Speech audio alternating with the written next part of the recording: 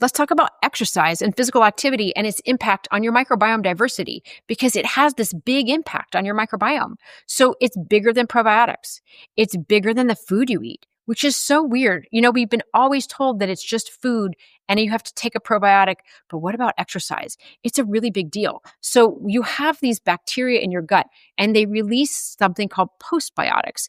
And those postbiotics cross the blood-brain barrier and get into your brain. And the brain actually, it decreases inflammation and it decreases depression and it decreases anxiety, which is so interesting. It's also going to decrease cortisol and it's also going to increase blood flow. So there's a lot of things happening, right, in the brain, and it's a lot of things happening when we exercise.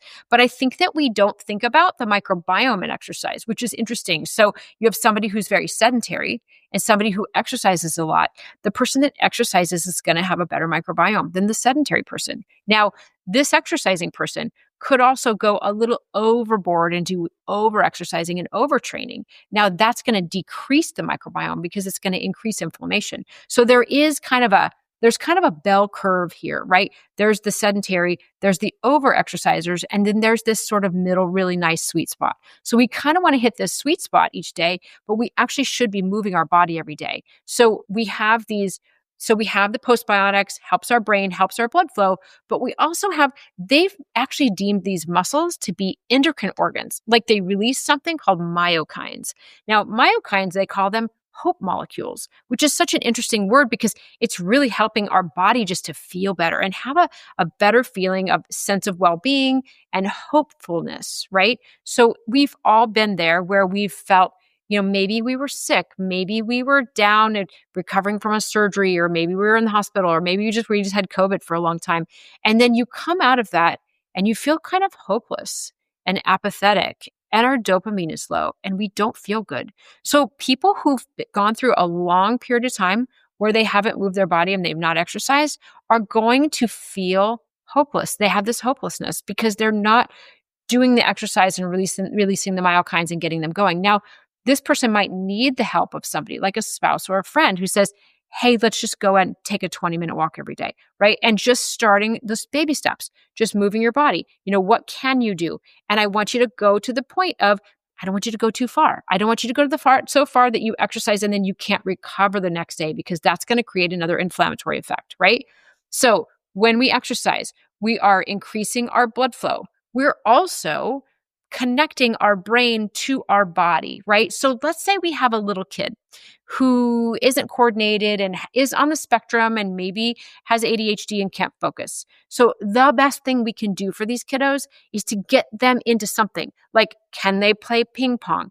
Can they learn table tennis? Can they do tennis, hit the ball against the wall? Can they do a sport? It's sometimes hard because they're not as coordinated as they should be.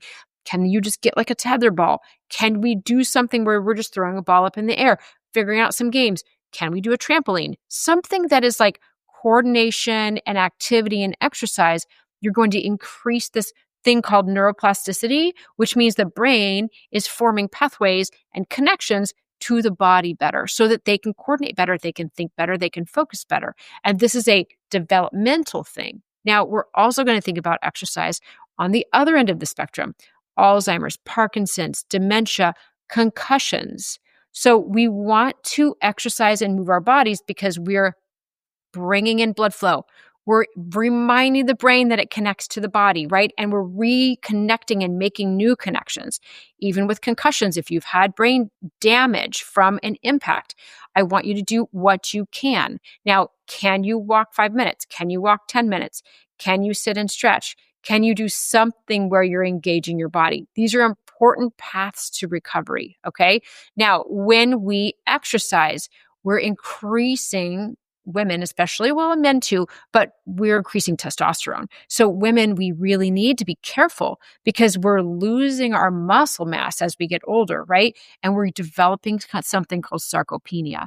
Now, sarcopenia just means that you don't have any muscle left. And we've all seen these elderly people who are literally, they're just bones. Like they don't have any muscle mass.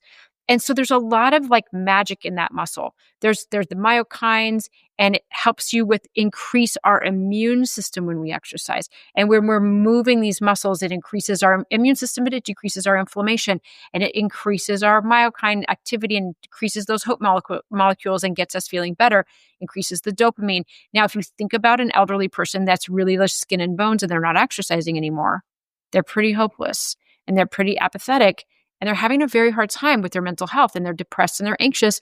And a lot of it is because we've gotten out of the rhythm of how we should be running our bodies, right? Now, when you exercise, you burn through blood sugar too, right? So what's plaguing our entire population in the United States? High blood sugar, right? So we're eating and we're sitting.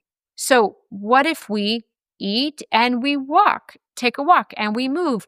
If we lived in Europe, we wouldn't be driving our cars everywhere. We would be walking to town. We would be walking to our friends. It's a much more of a walking culture. In the United States, we don't have as much of a walking culture unless you live in a big city, unless that's something that you do. And if that's something you do, amazing. That's what we want to build into our day, is walking and exercising and stairs and just being strong. The strongest, most healthy elderly people are the people really doing steps, doing walks. In Europe, going up and down these steps, they don't have any way to get around it. They don't live in a flat location. These are older cities that are not adapted to wheelchairs and such. They have to do it, right? Makes them healthier over time. So we're thinking about also when we exercise, we are increasing our bone density as well. Now, our bones get weaker as we get older, right? We get osteopenia, we get osteoporosis. So we want to be impacting our bones and giving ourselves some impact on our arms and our legs and our long bones. Now, the long bones have bone marrow in them, and bone marrow actually makes red cells. It makes white cells. It helps make platelets. We're making important things out of our bone marrow. This is like healing to the max is in our bones.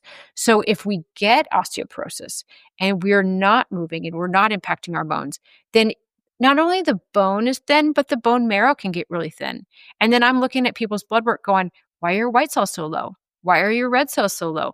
What's happening with this person? It's just an overall decline of what they can generate out of their own bones. So when you think about the number one thing we can be doing to improve our health, it's going to be exercise.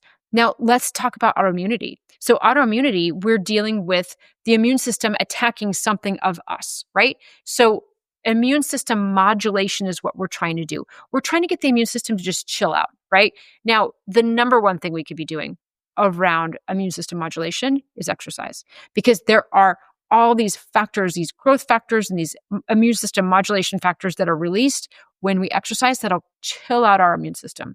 So we want to be exercising. We have to be exercising. So when you exercise, let's say you have multiple sclerosis. And you have multiple sclerosis means that, you have the little myelin sheaths that are around the nerves that make the impulses go.